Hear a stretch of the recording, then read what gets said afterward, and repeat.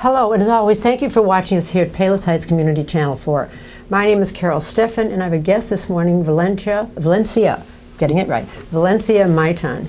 And Valencia is from the Plows organization. We interviewed at Plows a few weeks ago and talked with the director, Ken Grunke, and looked at some of the many services that they offer there and all the way they reach out to those of age, senior citizens, but they also branch out a little beyond that. It was started maybe 44 years ago, I think 1975, with the Oak Lawn Rotary Group. And they've expanded over those many years to having services, mainly dealing with those people, as I said earlier, of age. I'm going to talk with Valencia Maitan because she has something that she's going to discuss about an occasion that's coming up on June 15th. And I'm going to let you take and tell what the occasion is and why we have it. Well, thank you for having me. June 15th has been the designated day for World Elder Abuse Awareness Day. And the goal of such a day is to shed light on the growing epidemic of elder abuse and abuse against vulnerable adults with disabilities and seniors. And the goal of this event is for the word to get out, to empower people, for communities to come together and learn how to prevent such a nasty thing from happening to the people that we love. Is it a relatively new problem, or is it one that's been around for a while and just now observed and dealing with? Well, Adult Protective Services is what it's called now. Okay. Formerly, it used to be called the Elder Abuse Program. And this has been a growing problem for many years. It is a silent problem that does not get talked about for various reasons, which we can talk about in a little bit. But it's happening across all socioeconomic backgrounds, all cultures, all races. It does not discriminate. And it's happening to people who live right next door to you. And because it's a silent type of crime, so to speak, now it's becoming more, we're pushing it to the forefront so people can know and be aware of what's happening in their communities and to the people that they love. And where would you first discover it? Neighbors discover it? Family members comment on it? Visits to the hospital? How is this open into society? Well, it can be reported in a multitude of ways. There is a hotline number that can be called, but basically there are professionals that are mandated to report, like doctors, social workers, home health agencies, people that work with this clientele on a professional basis, schools that work with adults with disabilities. Those are people who are mandated to report any type of abuse or suspicions that they have. Now, neighbors are finding out about it because the abuse generally happens behind closed doors. Now when it seeps out into the community, if it seeps out in a grocery store, if it seeps out on the front lawn or at a doctor's office or in a bank, it's becoming more publicly known because sometimes these people can't control themselves. The abuse can be so blatant that it's out there now. And so people are, oh my God, did you see what just happened? Who can we call? Who do we tell about what we just saw? So it has been happening for many years. And it's not only happening in the United States of America, it's happening in countries like Japan and China, where the elderly were pretty much reverenced and upheld and put on these pedestals. And it's becoming, like I said, an epidemic, and it's worldwide. And it's very unfortunate. Now you have a group and you lead this group. And how do you go? Do you go into the home where it's been reported, or do you have to wait to be invited into the home? Well, let me give you a little background. Okay. How does it get reported? If someone suspects that there's a problem or they see something and they know that something's not right, you make a call. And you can call the hotline number, as I mentioned, or you can call our office directly. But if you don't know, it's all about the location. It's all divided up into where the person resides. So for example, if you call the hotline and you report a situation, we need a name, we need an address, and we need to know what it is that you witnessed. And what happens is the hotline will determine where the person is and send out the report to the appropriate agency that handles that service area. Then what happens is the report gets characterized and put into a priority of 1, 2, and 3. And what we investigate are 7 types of abuse that's reported: emotional abuse, financial exploitation, physical abuse, sexual abuse, confinement, willful deprivation, and passive neglect. So those reports get put into a priority and the case gets assigned. I am the supervisor of Adult Protective Services for the Palos, Lamont, Orland, and Worth townships. Okay. So when the report comes in, I review it, I assign it, and we have 3 priorities. Priority 1, we have to get out there and initiate an investigation within 24 hours. Those are the reports of sexual abuse and physical abuse where there's bodily harm or threats, imminent threat and danger to the victim. Then we have priority 2, where we have 72 hours to get out and initiate an investigation. Those are the passive neglect reports, confinement, willful deprivation. We have 72 hours to get out there and initiate the investigation. Then the priority 3 reports are the emotional abuse reports and the financial exploitation situation. So we have 7 days to get out there and initiate the investigation. All of our visits are unannounced. So we go, we're knocking on the door. Sometimes we're welcomed in and sometimes we're not. If the alleged abuser is present and they really know that they're up to no good, 9 times out of 10 they will not let us in. But we do have the luxury of contacting the local police for assistance, and we will tell them, you know, we're here to see so-and-so and we'd really like to talk to that individual. If we have to come back, we will come back with the police. Sometimes when we say we're coming back with the police, that usually softens the situation and they'll let us in. We cannot just bogart our way into people's homes. We have to be invited in. Once inside, we have to talk to the alleged victim alone. And often that's where the struggle begins with my staff and the alleged abuser. So once we're inside and we say we need to talk to the alleged victim alone, sometimes they'll go away willingly and sometimes they won't. And then at that time we will have to call the police, because we do need to interview them so that they can feel safe and they can share what's going on with us. I'm interrupt for one moment. The alleged abuser, is it a family member? Is it a caretaker? Is there a pattern to people that do abuse the elderly?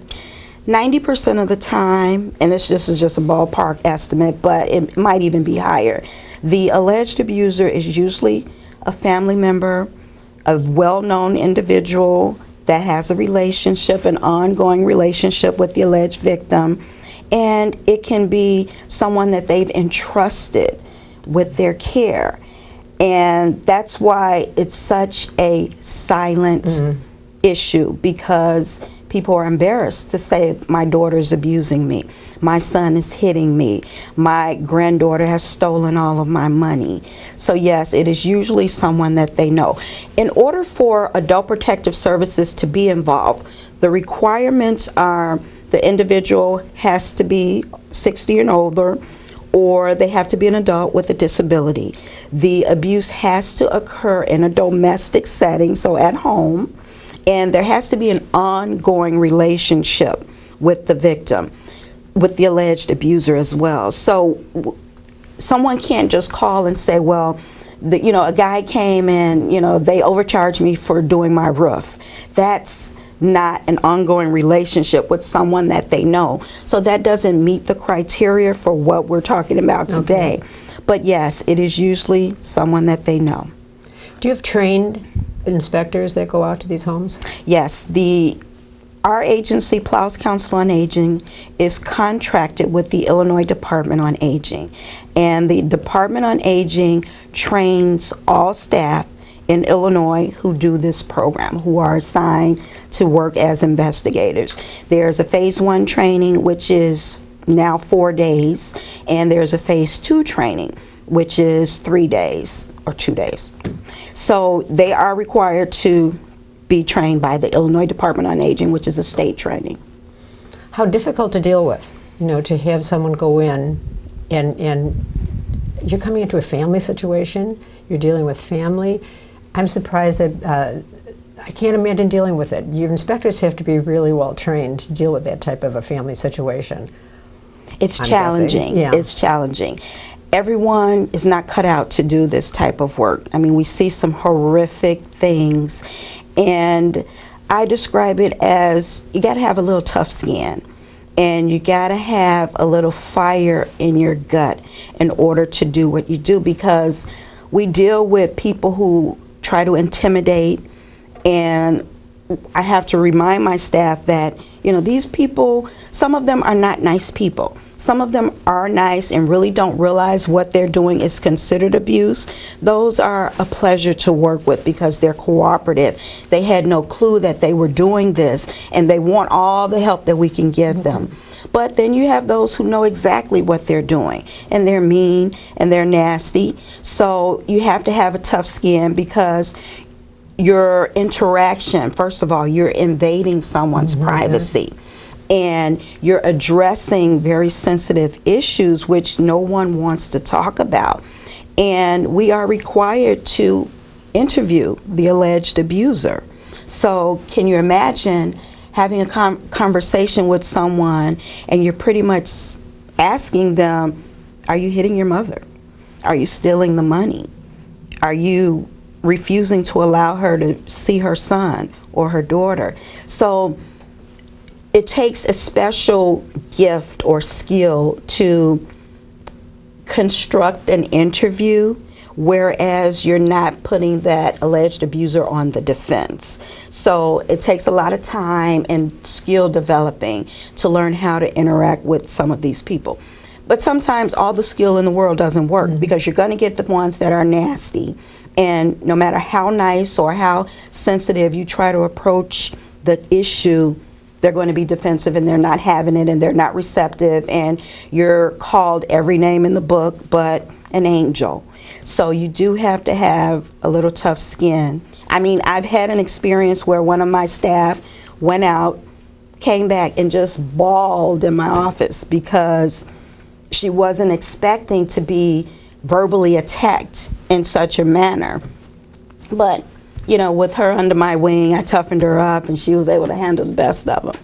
Well, what is the follow-up, though? I mean, if you discover this, you see the victim, you see the abuser, you've told them to stop, then what? Is there follow-up, or is it thrown in their laps to deal with? Well, what happens is we have 30 days to conduct an investigation, which is not a lot of time to do anything. So depending on what type of abuse we're investigating, we may be talking to doctors, we may be talking to additional family members, we may be talking to banks, gathering financial documents, we may be talking to attorneys, because sometimes, they think, well, you can talk to my attorney, I'm not going to talk to you. We welcome conversations with attorneys. So we're talking to individuals, and we have to gather evidence to either support or refute the allegation. So at the end of 30 days, a decision is made whether or not we're substantiating or there's no indication of abuse. Now, one of the things that must happen when we go out to do that investigation and when we're talking to the alleged victim, we have to do a screening to determine whether or not the alleged victim is alert, oriented, and has the capacity, the mental capacity to understand what's going on, what's happening to that individual. So once we use the screening tools and determine whether or not they know what's going on or they don't know what's going on, if they're capable of directing us, we have to ask them for permission to be involved and to conduct the investigation.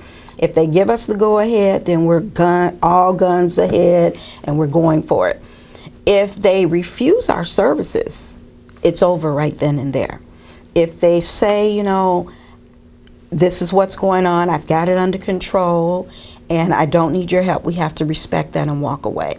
But if they don't pass the screening tools that we use to determine this, then we don't need their permission. We do what's called advocate for them under client's best interest. So we go full speed ahead with the investigation and do what we need to do to make them safe.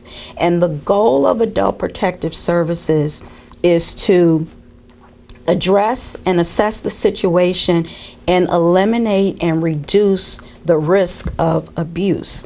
So that's our goal. And once we determine that some abuse is happening, we are working on what we call a case plan. What are the goals of our involvement?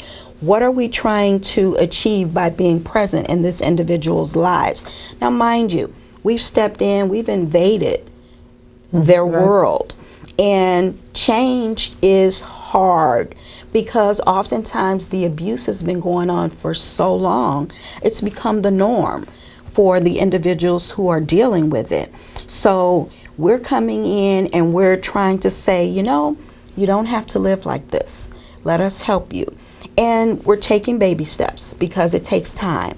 People don't like change, and we understand that. So one of the goals is to meet the client, the victim, where they are. And we have to start where they are. So let me give you an example.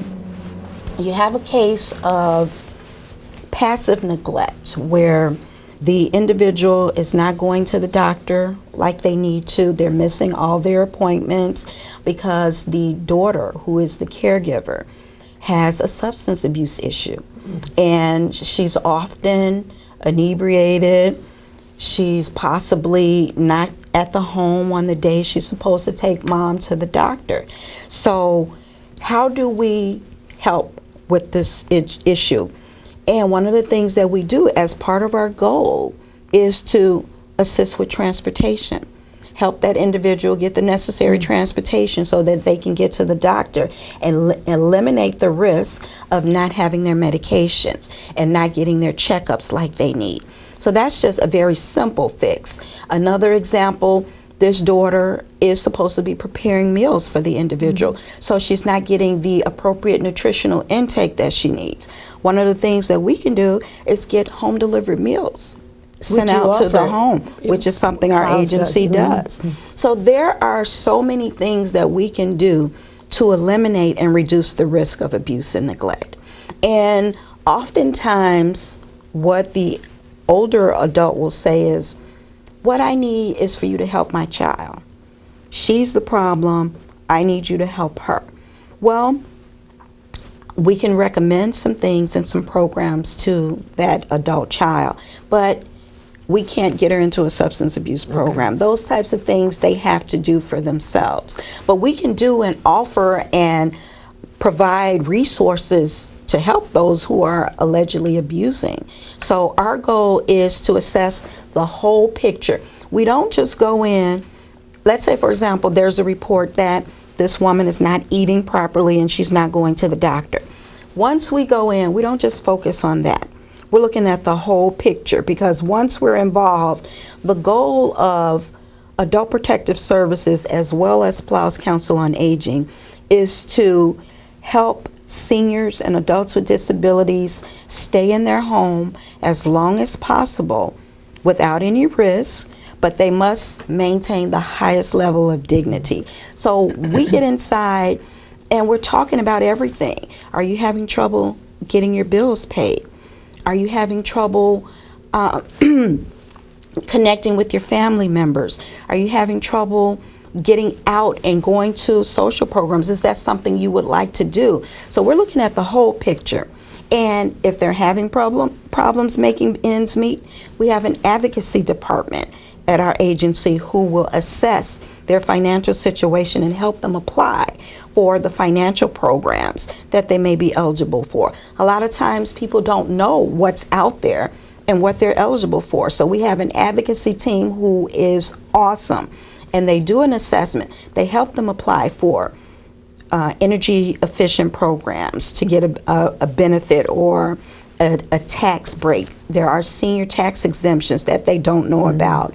Home delivered meals, help them apply for Medicare, Medicaid, all those types of things. So Plows Council on Aging is a one-stop shop. Whatever they need, we can get it for them. Once we get in there, we can assess the whole situation and make their life a lot better. Valencia, is there a charge for your services? For adult protective services, no, there is no charge. And for most of the programs at Plows Council on Aging, there are no charges. Some programs ask for a donation, but it's a donation. Most of the programs are state and federal funded, so there are specific requirements that they have to meet to be eligible. So there are some programs that, people are not eligible for because they may make too much, and there's a fee for some of those programs. Okay. Basically, how would I find out more about, you're a fount of information. It's wonderful that we're offering this on Channel 4, but how would I go, if I'm hearing this or watching this, how would I find more information to find out about all these programs that you're talking about? Do you have, I know you have a website. Tell me about the website and programs We that you do offer. have a website, and it is www.plows.org, and everything that I've just talked about is on that website. It lists all the services that we provide. We are also instrumental in getting information out to the local villages and libraries so that they can have some of our information on hand to just peruse and pick it up and look at all the services that are available. Oftentimes people know someone. They may not need it for themselves, but they know someone who could definitely benefit from some services. Do you go into the nursing homes? Do you go into any type of assisted living? Yes. We investigate situations in independent living, which are some of the assisted living, some of the supportive livings. We do not technically investigate situations in nursing homes. However, as of January 1st, 2019, we do investigate reports of financial exploitation only of victims who are living in nursing homes. So prior to that, any situations in the nursing home, that is under the Ombudsman program. Okay. So you can look up the Ombudsman program, or you can call us and we'll tell you where to go. Speaking of calling, I usually have this on a card in front of me. Give us the phone number. The number to Plows is 708-361-0219. Anything you need, any questions you have, just call us and we can connect you with whomever it would be to provide you with the service if it's not something that we do. It's a wonderful explanation of what Plows does. It's only one of the services that they offer. It's just a magnificent organization, and we have it housed right here in Palos Heights. Anything else? I'll tell you what, tell me about the day that's planned. The celebration. The celebration, every agency does something different. So, in order to know what we're doing, you'd have to visit our website because we have a host of things that are planned for the entire month of June, not just particularly June 15th, because I think that's a Saturday. So there are a host of activities scheduled to take place. Do you put this, will it be in the newspaper? Will these type of information be publicized Well, we in the do local have newspapers? No, it won't be in the local newspaper. I don't think. Okay. I don't think so. But you can definitely check our website to find out what activities we have planned for the month. Okay. And now, where's the main? I've seen where the main event is being held. There's no main event. There is no. I thought no main event. There are memory cafe events that we have programs set up for support groups to help individuals who are dealing with seniors who have dementia. We also have caregiver support groups because oftentimes caregivers get stressed and burned out, which leads to the abusive type of situation because if they're overwhelmed, then that's when the abuse starts happening, unbeknownst to the person who's inflicting the abuse. So we try to offer caregiver support groups continuously throughout the year so that these people can come in, get the resources that they need to eliminate the caregiver abuse. We also have something called a respite program, which is an awesome program set up for caregivers who need a break. And like I said, a lot of people don't know that these programs exist. Basically, the respite program is a program that's free. And what happens is if a caregiver feels like they need a weekend off, or they have to go to a family function, a wedding, or they need to just go on vacation, this is a program where they can call us, come and get an assessment. We can go out, do an assessment, and when they're ready, they need to give us maybe a few days notice so that arrangements can be made for a caregiver to come in and provide the respite. Let's say they're going to a wedding, they need 4 or 5 hours. That can be arranged so that the person is not left home alone, which is often the situation that is neglectful, because these people, I got to get to this wedding, or I got to go to this funeral. This is a program that they have no clue that exists. And this is something that we're encouraging everyone to partake of. And then there's also something called institutional respite. Sometimes people need to go on vacation, or sometimes there's an out-of-town emergency where we can put this individual in a facility for maybe a week, no charge. It's paid for by the program, and they can feel relaxed and know that their loved one is taken care of. So these are all some of the things that we try to enlighten the community about to prevent elder abuse or adult protective services from having to come out. Because neighbors will call, well, so-and-so went on vacation and I know they left Mary Ann at home alone. That's very unfortunate. So yeah, there are programs out there to help with situations like this. Is Plows available on the weekends? Do they have a phone answering service? Well, Adult Protective Services is not, quote unquote, an emergency services program. However, we are on call for priority 1 emergency situations. And what happens is, if you call our number on the weekend, you'll get a recording, and it'll tell you that the office is closed. If you're calling to report elder abuse, call this 1-800 number. The 1-800 number gets called, and if it's a priority 1, we're on call, we have cell phones, we're called to go out and assess the situation. But remember, we have 24 hours to go out and assess the situation. Usually when we get those priority 1 calls, the person is already in the hospital. You know, the hospital has called it in because the situation was so bad. And, you know, we're going out to the hospital to assess the situations. That's usually what happens in our area. I can't speak for the other areas, you know, because Chicago is a big city, and I'm sure they get a lot of emergency calls and people are not in hospital situations. So, Valencia, you are a fountain of information. Thank you. We brought this information about Plows to you with the hope that we're going to continue doing that. They have so many services that they offer to the people in the area that they serve. Please stay tuned, and we're going to continue programming.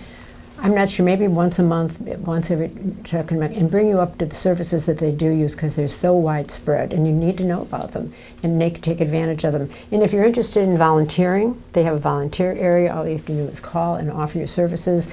They deliver food. They do all sorts of things that they use volunteers for on staff, in the building, or out on the street. So don't hesitate, and let's fund them. Let's help them continue with some support. You certainly can donate money to Plows. Valencia wanted to add a little something that you wanted to include in this tape, so please do. One of the misconceptions that is out there about what Adult Protective Services is what I want to clarify.